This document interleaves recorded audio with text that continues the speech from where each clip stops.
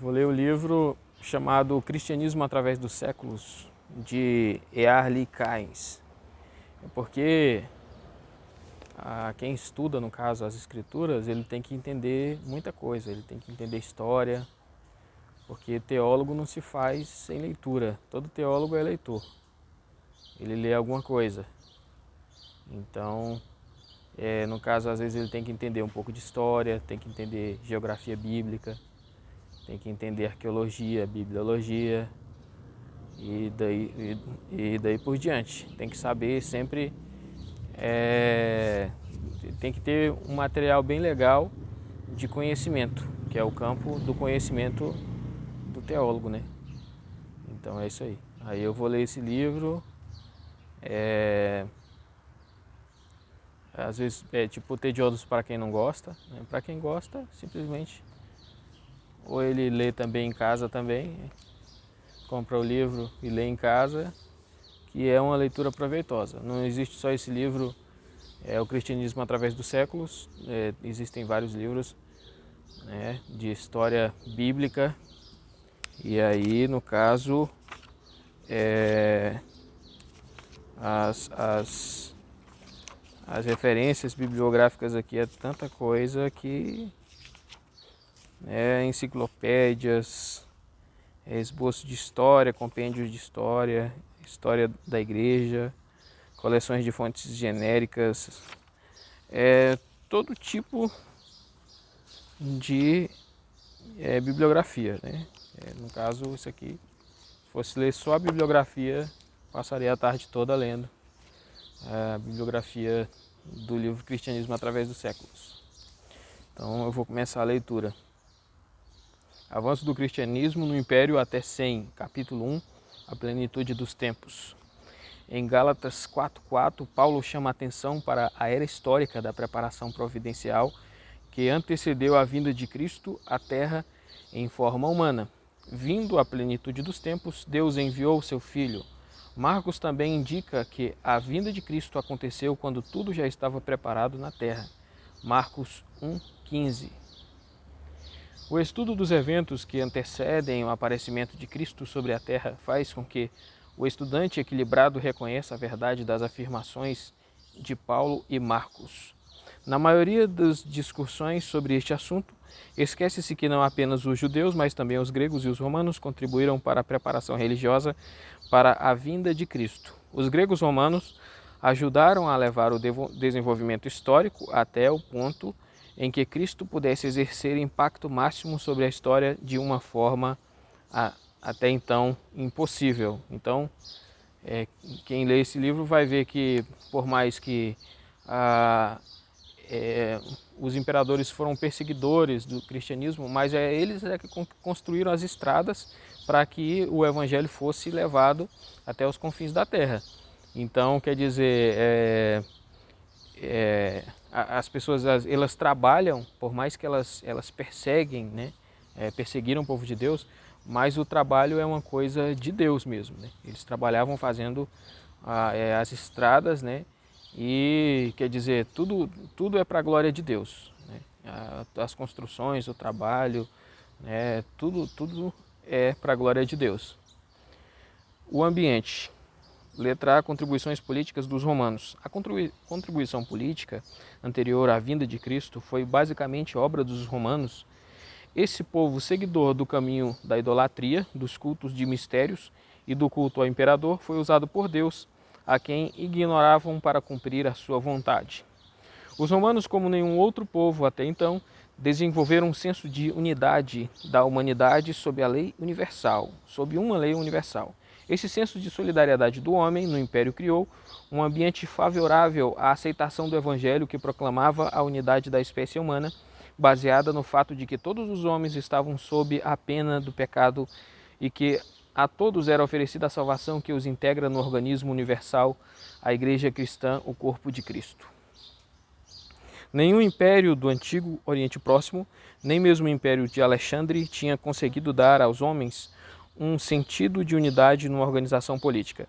A unidade política seria a contribuição particular de Roma.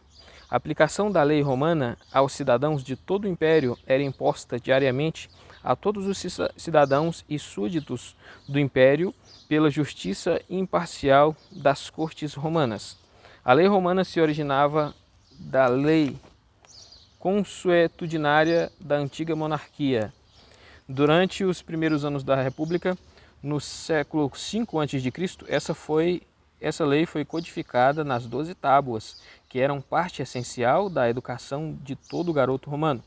A compreensão de que os grandes princípios da lei romana estavam presentes também nas leis de todas as nações tornou-se cada vez mais evidente para os romanos. À medida que o praetor Peregrinus, que era encarregado de julgar os casos que envolviam estrangeiros, se familiarizava com os sistemas legais dessas nações, assim o Códice das 12 Tábuas, baseado no costume romano, foi enriquecido pelas leis de outras nações. Os romanos de inclinação filosófica aplicavam essas semelhanças pelo uso do conceito grego de uma lei universal cujos princípios foram escritos na natureza do homem e podiam ser descobertos por um processo racional. Um passo adicional no estabelecimento da ideia de unidade foi a concessão de cidadania romana aos não-romanos. Esse processo foi iniciado pelo período anterior ao nascimento de Cristo e foi contemplado em 2012, quando Caracalla concedeu a cidadania romana a todos os homens livres do Império Romano. O Império Romano reunia todo mundo mediterrâneo que contava na história de então. Desse modo, para todos os propósitos práticos, todos os homens estavam debaixo de um único sistema jurídico e eram cidadãos de um só reino. A lei romana, com sua ênfase na dignidade do indivíduo e o direito deste à justiça e à cidadania romana, além de sua tendência a agrupar homens de raças diferentes numa só organização política, antecipou um evangelho que proclamava a unidade da espécie, ao anunciar a pena do pecado e o salvador do pecado. Paulo lembrou aos da igreja filipense que eles eram membros de uma comunidade celestial, Filipenses 3:20. A movimentação livre em todo o mundo mediterrâneo teria sido muito difícil para os mensageiros do Evangelho antes de César Augusto, 27 a.C., 14 d.C. A divisão do mundo antigo em grupos cidades-estados ou tribos, pequenos e enciumados um do outro, impedia a circulação e a propagação de ideias. Com o aumento do poderio imperial romano do período da expansão imperial, ocorreu uma era de desenvolvimento pacífico nos países ao redor do Mediterrâneo. Pompeu tinha varrido os piratas do Mediterrâneo e os soldados romanos mantinham a paz nas estradas da Ásia, África e Europa. Esse mundo relativamente pacífico tornou mais fácil para os primeiros cristãos ir de um lugar para outro, pregando o evangelho a todos os homens. Os romanos criaram um ótimo sistema de estradas que iam do Marco Áureo no Fórum a todas as regiões do império. As estradas principais eram construídas para durar séculos. Elas passavam por montes e vales até chegarem aos pontos mais distantes do império. Um estudo das viagens de Paulo mostra que ele se serviu muito desse ótimo sistema viário para atingir os centros estrangeiros do Império Romano. As estradas romanas e as cidades estrategicamente localizadas às margens dessas estradas foram uma ajuda indispensável na concretização da missão de Paulo. O papel do exército romano no desenvolvimento do ideal de uma organização universal e na propagação do evangelho não pode ser ignorado. Os romanos adotavam a prática de usar habitantes das províncias do exército como forma de suprir a falta de cidadãos romanos causada pelas guerras e pelo conforto da vida. Os provincianos entravam em contato com a cultura romana e ajudavam a divulgar suas ideias através do mundo antigo. Além disso, alguns desses homens converteram-se ao cristianismo e levaram o evangelho às regiões para onde eram designados. É provável que a introdução precede do cristianismo na Grã-Bretanha tenha sido precoce, eu li errado aqui. É provável que a introdução precoce do cristianismo na Grã-Bretanha tenha sido resultado do trabalho de soldados ou comerciantes cristãos que andavam por lá. As conquistas romanas levaram muitos povos a perder a fé e seus deuses, uma vez que eles não foram capazes de protegê-los dos romanos. Tais povos foram deixados num vácuo espiritual que não estava sendo satisfeito pelas religiões de então. Além disso, os substitutos que Roma tinha a oferecer em lugar das religiões perdidas nada mais podiam fazer além de levar os povos a compreenderem sua necessidade de uma religião mais espiritual. O culto ao imperador romano, que surgiu cedo na era cristã, atraía o povo somente como um meio de tornar tangível o conceito de Império Romano. As várias religiões de mistério pareciam oferecer muito mais que isso como um meio de auxílio espiritual e emocional. E nelas o cristianismo achou seu maior rival. A adoração de Cibele, a grande mãe terra, foi trazida da Frígia para Roma. A adoração dessa deusa da fertilidade tinha ritos tais como o drama da morte e a ressurreição do consorte de Cibele. Atis, o que parecia suprir as necessidades emocionais do povo. O culto a Ísis, importado do Egito, era semelhante ao de Cibele, com sua ênfase na morte e ressurreição. O mitraísmo importado da Pérsia teve aceitação especial entre os soldados romanos. Ele tinha um festival em dezembro, um maligno, um salvador nascido miraculosamente, Mitra, um deus salvador, além de capelas e cultos de adoração. Todas essas religiões enfatizavam o Deus Salvador. O culto de Cibele conclamava seus adoradores ao sacrifício de um touro e o batismo de seus seguidores com o sangue desse touro. O mitraísmo possuía, além de outras coisas, refeições sacrificiais. Por causa da influência dessas religiões, as exigências que o cristianismo apresentava aos indivíduos não pareciam tão estranhas.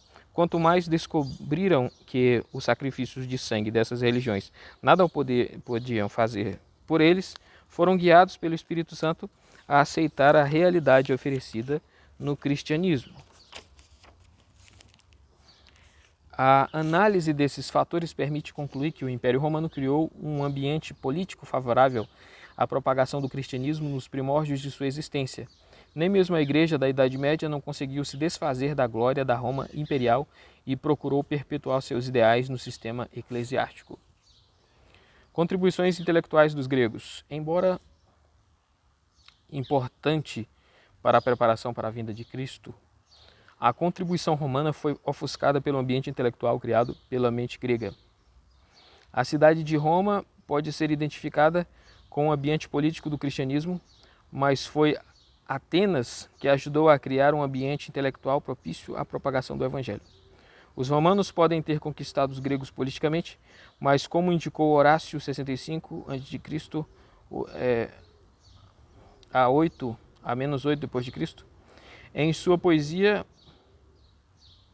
os gregos conquistaram os romanos culturalmente.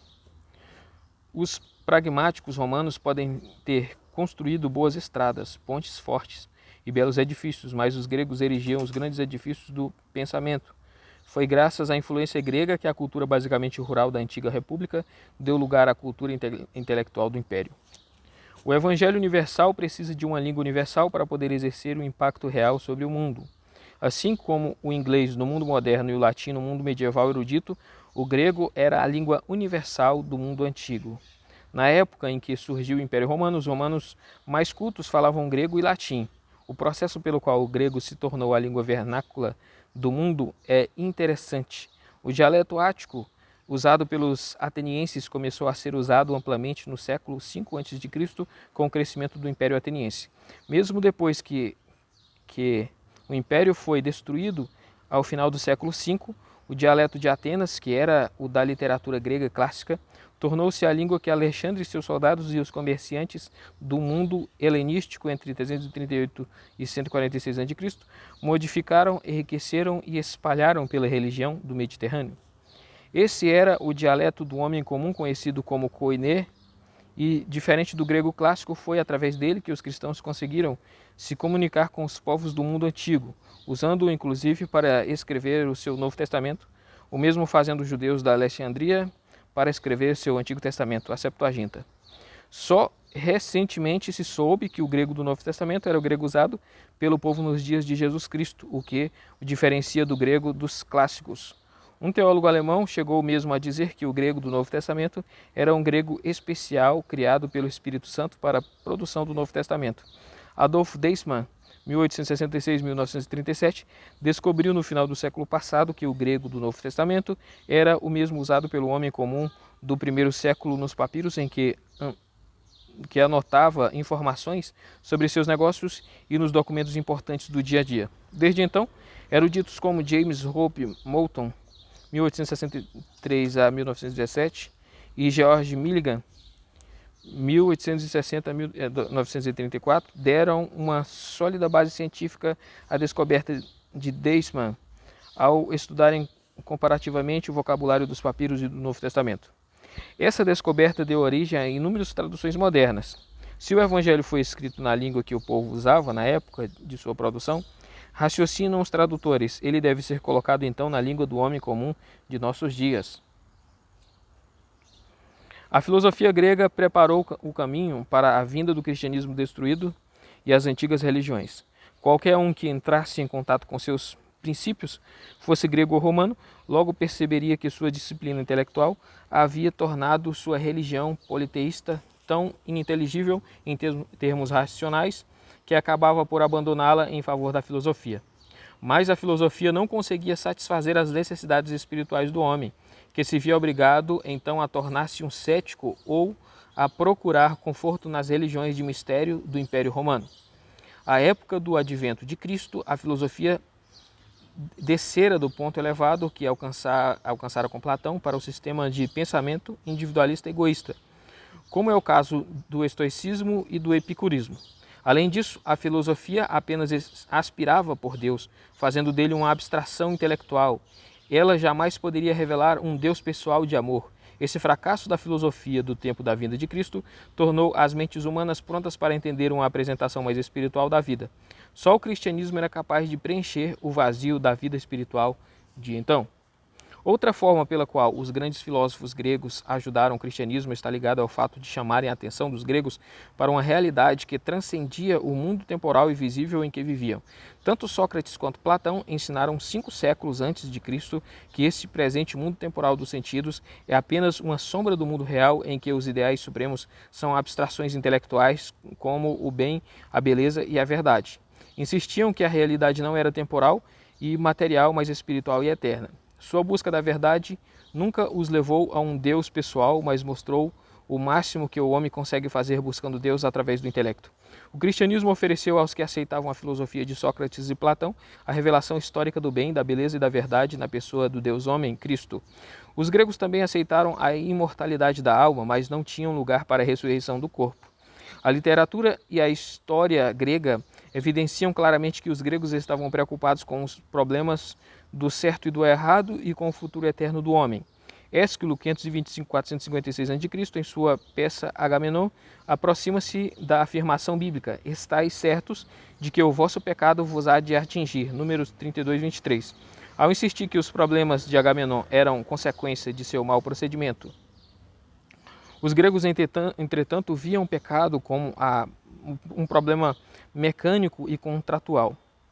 Não o via como um problema pessoal que afrontava a Deus e prejudicava os homens. À época da vinda de Cristo, os homens tinham compreendido finalmente a insuficiência da razão humana e do politeísmo. As filosofias individuais de Epicuro, 341-270 a.C., e Zenão e suas religiões de mistério atestam o desejo do homem de ter o relacionamento mais pessoal com Deus.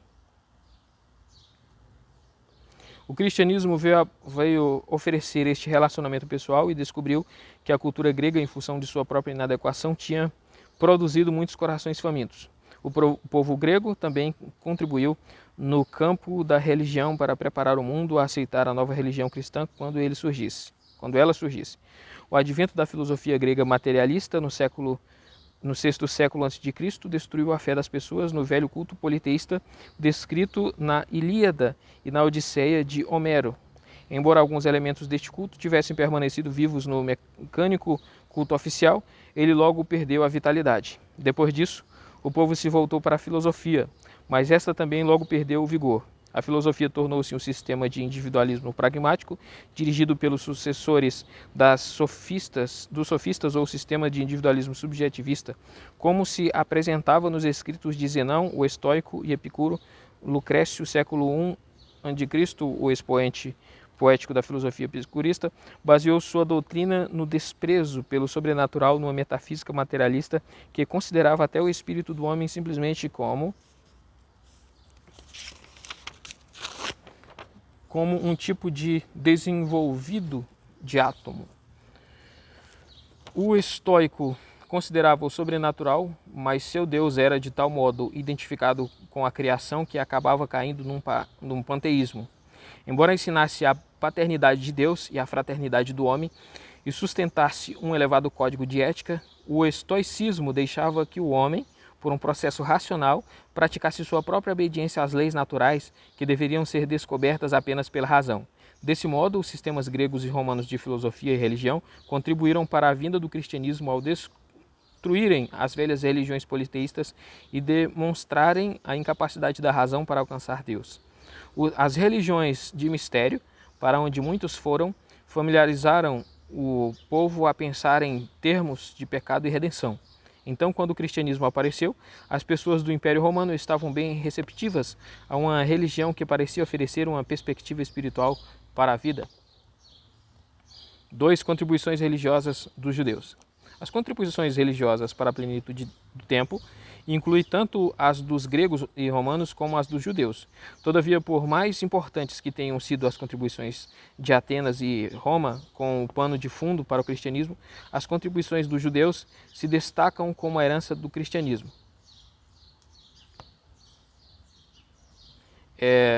Eu queria destacar um ponto aqui interessante que eu acabei de ler, sobre que as pessoas queriam se achegar a Deus através da razão e achavam que eles conseguiriam, né? Que através da razão se achegariam a Deus. E só que é impossível chegar-se a Deus através da razão.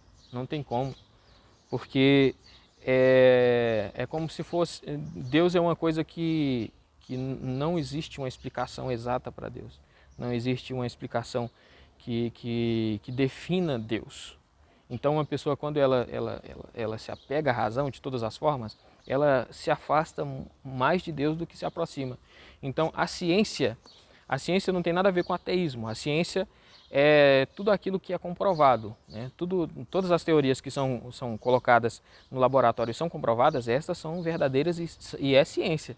Agora, toda teoria, segundo o livro Ciência, Fé e Razão, toda teoria que ela não é comprovada, então ela é só uma teoria e não é ciência.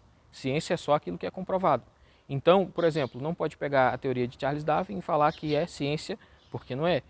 Aquilo é só uma teoria que não foi comprovada. Depois de todos os fósseis que foram encontrados, eles não conseguiram encontrar a seleção natural, que eram os fósseis para ter aquela escala de evolução lá, que o homem cabeludo parecia um macaco e tal, e depois ele vai se evoluindo e se tornando um homem erectus, né? Então, quer dizer, não foi encontrado a seleção natural com toda a tecnologia possível. Então, isso isso vai classificar a teoria da evolução como uma mentirosa e não como ciência, né? A ciência não é mentirosa. A ciência, tudo que a ciência fala, ela comprova e prova que é verdade, né? Então, quer dizer, agora a questão da razão, então, só que a ciência ela está abaixo de Deus. A ciência não pode alcançar Deus, não pode provar a existência de Deus. Então, a ciência ela não tem a capacidade ainda de causar fé no ser humano. Então, ela ela parte da razão também, que a razão é a filosofia. Só que a razão filosófica, elas são todas as formas de ideias, né, de cadeias de ideias, de pensamentos, aonde se tenta explicar o cosmos, né, que é a razão de todas as coisas. E aí, quando se tenta explicar a razão de Deus, aí é onde o homem fica no meio do caminho e não consegue explicar a Deus, porque é impossível. Deus, né, não Deus não pode ser explicado, né? Deus tem que ser simplesmente aceito. é só a forma como que Deus se apresenta. Deus tem que ser aceito e Deus causa fé no ser humano, então Deus ele parte da fé, né? A parte da fé que às vezes tem a ver com emoção, né? Mas essa fé, ela depois que Deus causa essa fé no ser humano, o ser humano passa a entender que Deus existe. Ele passa a acreditar nas coisas de Deus. Então, só partindo da fé é que você consegue evoluir em todas a crença, né? De todas as formas de Deus. Inclusive, você consegue ler uma Bíblia e acreditar naquela Bíblia. Mas sem sem a fé é impossível, né? Nem ciência e nem razão pode causar fé no ser humano. Então, é unicamente a fé em Deus mesmo. E aí era onde os homens se frustravam, né? Tentando entender através da razão, né? Embora os judeus fossem uma nação pequena, né, retomando onde eu estava falando contribuições religiosas dos judeus, né? Embora os judeus fossem uma nação pequena, eles ocupavam a Palestina, um pedaço de terra que ligava Ásia, África e Europa. Sua posição central e o fato de ter sido conquistada e levada ao cativeiro pela Assíria, por Babilônia e por Roma, ajudaram a espalhar suas ideias religiosas por todo o mundo mediterrâneo. Ao contrário dos gregos, os judeus não buscavam encontrar Deus através da razão humana. Eles pressupunham sua existência e lhe prestavam culto que sentiam lhe dever. Essa atitude do povo judeu foi muito influenciada pelo fato de que Deus o procurou e se revelou a ele na história através de suas aparições a Abraão e a outros grandes líderes do povo. Jerusalém tornou-se o símbolo de uma ativa preparação religiosa para a vinda do cristianismo. A salvação viria, pois, dos judeus, como Cristo diria à mulher no poço. João 4:22. Dessa pequenina nação cativa situada na encruzilhada da Ásia, África e Europa, vivia um Salvador. O judaísmo forneceu a hereditariedade do cristianismo e ao mesmo tempo deu abrigo à religião que havia acabado de nascer. Monoteísmo. O judaísmo contrastava flagrantemente com a maioria das religiões pagãs ao fundamentar-se num sólido monoteísmo espiritual. Depois de sua volta do cativeiro babilônico, os judeus nunca mais caíram em idolatria.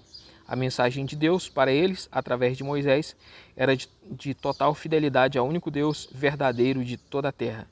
Os deuses dos pagãos eram apenas ídolos que os profetas judeus condenavam em termos muito claros. Esse sublime monoteísmo foi espalhado por numerosas sinagogas localizadas em volta da área mediterrânea durante os 3 últimos séculos anteriores à vinda de Cristo. Então, quer dizer, resumindo, tudo que foi dito acerca do monoteísmo é que a religião que acredita em um só Deus trouxe uma contribuição para a época onde as pessoas acreditavam em vários deuses, né? Então, essa foi uma das formas de contribuição judaica, né? A contribuição judaica é o monoteísmo, é um único Deus verdadeiro, que as religiões acreditavam em uma série de deuses, né? Ali pensava que existiam vários deuses. B. Esperança messiânica. Os judeus ofereceram ao mundo uma esperança de um Messias que estabeleceria a justiça na terra. Essa esperança messiânica em claro antagonismo com as aspirações nacionalistas que Virgílio retratou no poema em que descrevia um rei romano ideal que haveria de vir, o filtro que nasceria a Augusto. A esperança de um Messias tinha sido popularizada no mundo romano a partir dessa firme proclamação feita pelos judeus. Até mesmo os discípulos, depois da morte e ressurreição de Cristo, ainda esperavam por um reino messiânico sobre a terra. Atos 1:6. Certamente os sábios que apareceram em Jerusalém pouco depois do nascimento de Cristo tiveram contato com essa esperança. A expectativa de muitos cristãos hoje em torno da volta de Cristo nos ajuda a entender a atmosfera da expectativa que existia no mundo judeu com relação à vinda do Messias. Então, quer dizer, os judeus eles deram essa expectativa da vinda do Messias, mas quando o Messias chegou, eles não acreditaram no Messias e o crucificaram, né? Então, a contribuição deles vai até a fé no Messias, né? Até a fé no Messias. Então, mas todas as coisas cooperam para o bem daqueles que amam a Deus, né? Quando eles crucificam Jesus Cristo, se tornam a sinagoga de Satanás, então aí Jesus Cristo, é o Messias que eles esperavam, passa a ser o Deus de todo mundo, né? O Deus de todas as pessoas que não conheciam a verdade ainda. Ser sistema ético. Na parte moral da lei judaica, o judaísmo também oferecia ao mundo o mais puro sistema ético existente. O elevado padrão proposto nos 10 mandamentos contrastava acentuadamente com os sistemas éticos predominantes da época e com a forma ainda mais corrupta com que os que seguiam tais sistemas os aplicavam na prática. Para os judeus, o pecado não era um fracasso externo, messiânico e contratual dos gregos e romanos, mas sim uma transgressão que se manifestava num coração impuro e em seguida em atos pecaminosos externos e visíveis. Essa perspectiva moral e espiritual do Antigo Testamento favoreceu uma doutrina de pecado e redenção que realmente resolvesse o problema do pecado. A salvação vinha de Deus e não seria encontrada em sistemas racionalistas de ética e nas subjetivas religiões de mistério. Então, quer dizer, as pessoas da época seguiam a moral e ética, né, de Sócrates e Platão, e aí com a moral da Bíblia, através dos 10 mandamentos, então eles passam a entender que a ética e a moral, ela não era só uma regra de cidadania, né, de ser um bom cidadão, mas uma regra divina, né, uma regra que é de Deus. O Antigo Testamento. O povo judeu preparou ainda mais o caminho para a vida do cristianismo ao favorecer à jovem igreja sua mensagem, o Antigo Testamento. Mesmo o estudo superficial do Novo Testamento revela Cristo e os apóstolos bebendo da fonte do Antigo Testamento e prestando-lhe reverência como a palavra de Deus para o homem. Muitos gentios também o leram e se familiarizaram com os fundamentos da fé judaica. Esse fato é indicado pelas várias referências e prosélitos do judaísmo.